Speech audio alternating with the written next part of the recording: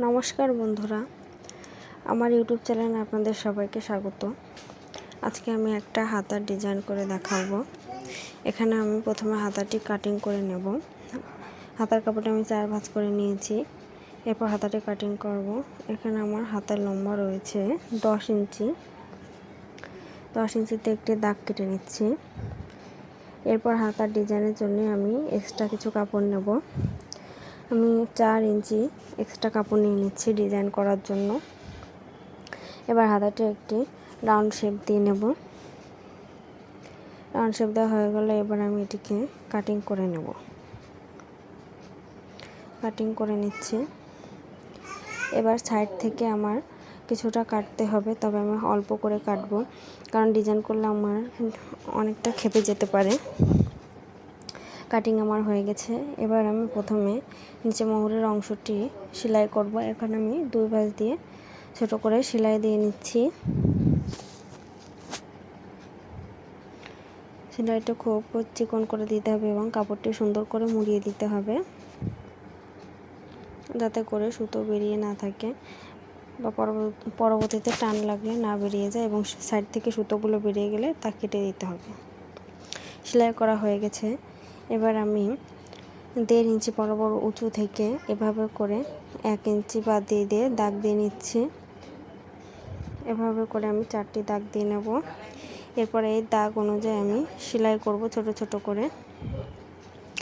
এখানে আপনারা যে যেমন চান সেই হিসাবে সেলাই করতে পারেন। কেউ বেশিও 4টার বেশিও সেলাই করে নিতে পারেন, বা কেউ 6টা দিতে পারেন, 8টা দিতে পারেন। এটা যার যার চয়েসের ব্যাপার।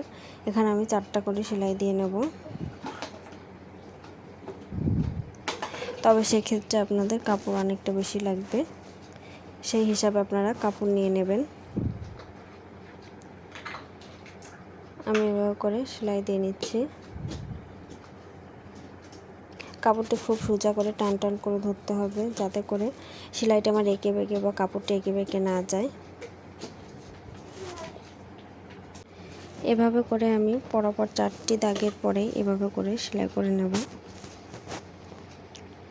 তবে কাপড়ের ভাঁজের সেলাই করার অংশটি আপনারাও যে যেমন আপনাদের চয়েস হিসাবে দিতে পারেন, মোটা চিকন যে যেরকম চান। সব কিছুর ক্ষেত্রেই কাপড় বেশি দরকার হবে।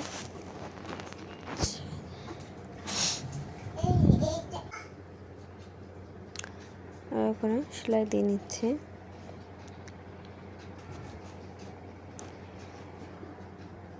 যারা আমার চ্যানেলে নতুন তারা অবশ্যই চ্যানেলটিকে সাবস্ক্রাইব করে পাশে থাকবেন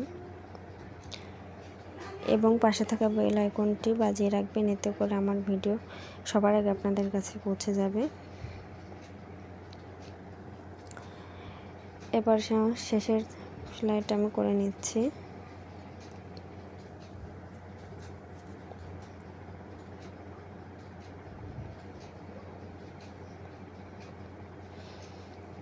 সেলাইটা আমার হয়ে গেছে। এবার সুতোটি আমি কেটে নেব। এবার কাপড়টিকে এভাবে সামনের দিকে রেখে আমি সেলাইটি দিয়ে নেব উপর থেকে। এখানে আমি হাতার মুহুরির মাপ এখানে আমার আছে 5.5 ইঞ্চি, সেজন্য আমি সেই বরাবর থেকে উপর থেকে এভাবে করে দাগ দিয়ে নেব। সব পাটে পাটে ধরে এভাবে দাগ দিয়ে নেব। এবার সেলাই কেটে দিচ্ছি। এরপর আবার উপর থেকে অপর দিকে উল্টো থেকে এভাবে করে সেলাই করে নেব।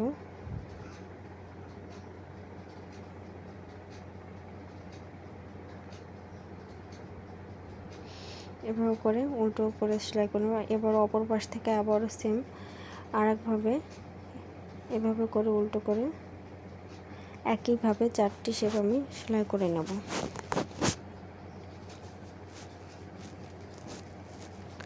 সুতোটি কেটে নিচ্ছে। এখানে আপনারা অবশ্যই টেকিন দিয়ে নেবেন। আবারও ওইভাবে উল্টো করে দিক থেকে আবারও ওইভাবে সেলাই করে নিচ্ছি।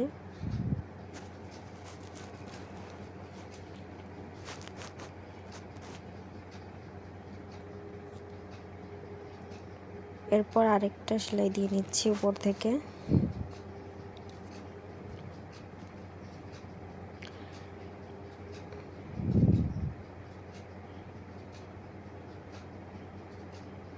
এবার শেষের দিকে সেলাই হবে।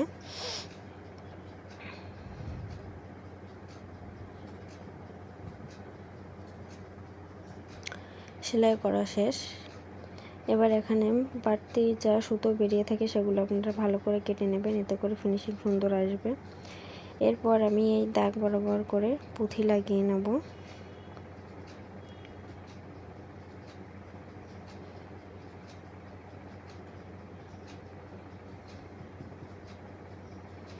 পুঁথিটি অবশ্যই টাইট ফিট করে সেলাই করে নেবেন, যাতে করে না ছিঁড়ে যায়।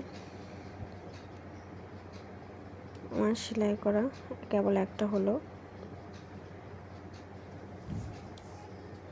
এভাবে করে প্রত্যেকটা খাপে খাপে আমি সেলাই করে নেব, পুঁথিটি লাগিয়ে নেব। এখানে পুঁথি আপনারা পছন্দ মতো দিতে পারেন, যে যেমন পুঁথির সাইজ অনুযায়ী লাগাতে পারেন। এখানে আমার মিডিয়াম সাইজটা আছে।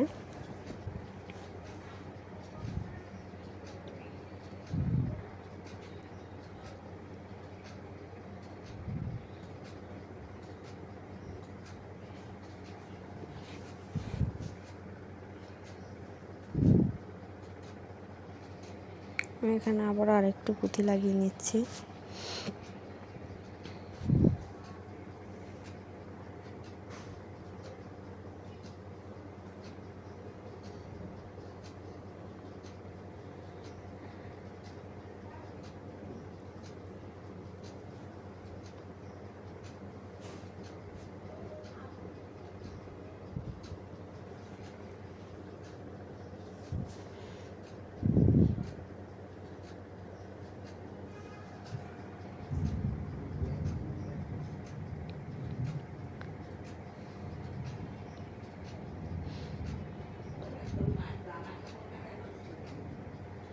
এবার এভাবে করে আমি সবগুলোই লাগিয়ে নেব। আমার লাগানো শেষ। এখানে আপনারা বেশি কম করে